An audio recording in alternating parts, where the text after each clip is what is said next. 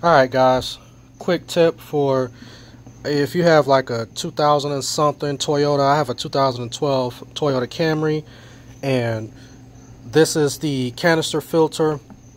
You know, these ones that are pretty tough to get off. I'm going to go ahead and give you guys some quick tips because as you can see, I broke mine. I was trying to get it off and I just snapped one of the teeth off, and I just had a bunch of oil leaking out because I mean it was just so tough to get off.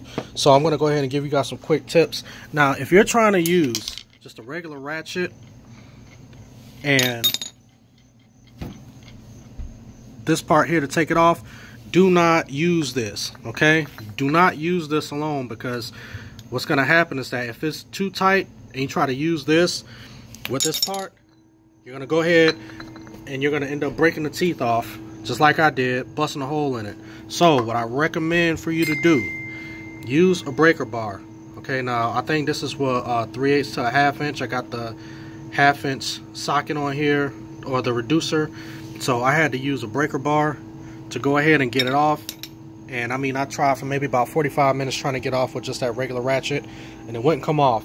So now I got the new one. I bought this from O'Reilly, about 30 bucks, and this is the new cap. I'm going to go ahead and put that in. But just a quick reminder guys, if you have the plastic one, do not use the ratchet itself, okay? Use the breaker bar. Try to use that.